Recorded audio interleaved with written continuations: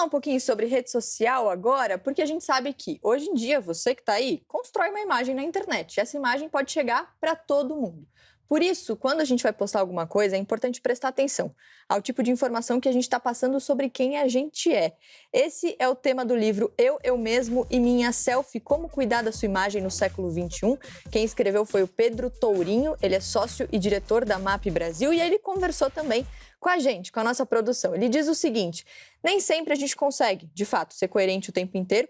É normal mudar de opinião sobre um determinado assunto quando o tempo passa. Mas ele lembra que está tudo registrado nos posts antigos na internet, olha só. Quem não está num grupo de família, quem não está num grupo de amigos do colégio, quem não faz um comentário despretensioso no Twitter, que pode virar um meme, que pode irritar, está todo mundo um pouco mais exposto em sua vida privada em tempos de rede social. Imagina a hipótese de que todas as suas conversas, tudo que você fala para o público, para um grupo de pessoas, para o seu melhor amigo, para sua esposa, para o seu marido, imagina que isso tudo está registrado no WhatsApp que seja. E é uma coisa que eu falo às vezes, quem tem print tem tudo, né? Está muito mais fácil de checar a imagem com a verdade, de entender todos esses desafios de ter uma vida privada e uma vida pública. Isso está democratizado, está todo mundo vivendo isso, né? E quem não entra em contradição? A coerência é um elemento muito importante civilizatório, mas eu acho também que está na hora da gente normalizar a contradição, porque numa vida rica de experiências e de contatos e de conexões, a contradição faz parte e não deve ser vista também como um crime. Coisa para a gente comentar sobre o que o Pedro disse, ele diz o seguinte: Karnal, tá muito mais fácil checar a imagem com a verdade, hoje com a internet.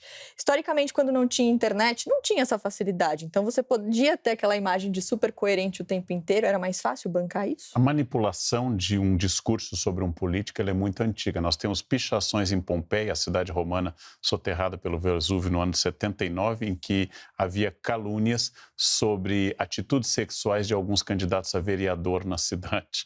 Nós temos a proclamação de histórias falsas na boca do Pasquino, a imagem em Roma que deu origem à palavra Pasquim.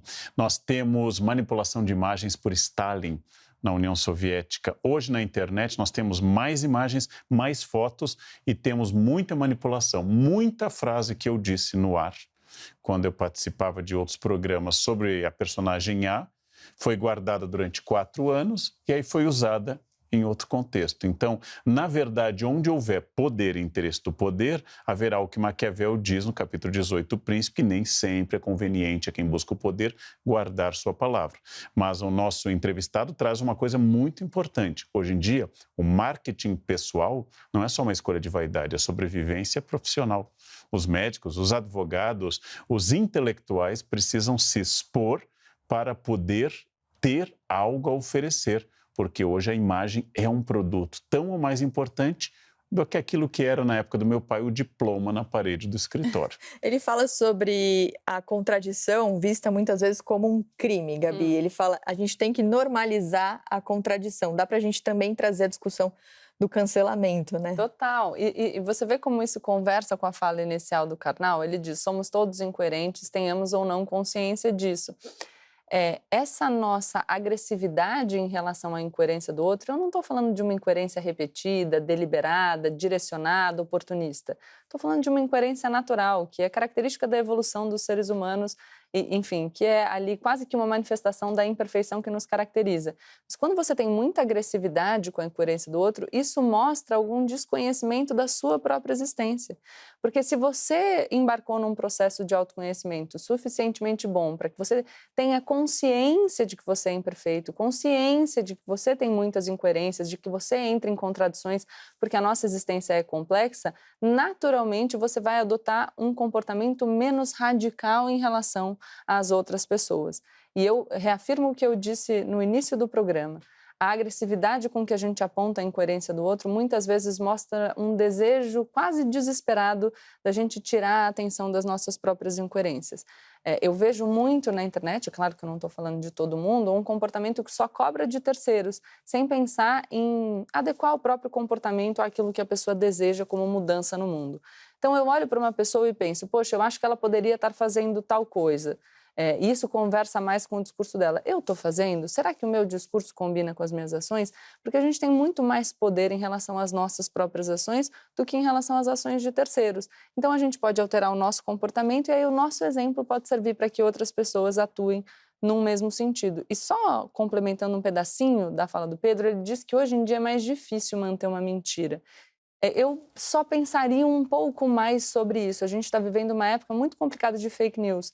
E partir do pressuposto de que a informação disponibilizada pela internet é necessariamente uma informação acessada é uma suposição que me causa dúvidas. Muita gente se informa por mensagem de WhatsApp.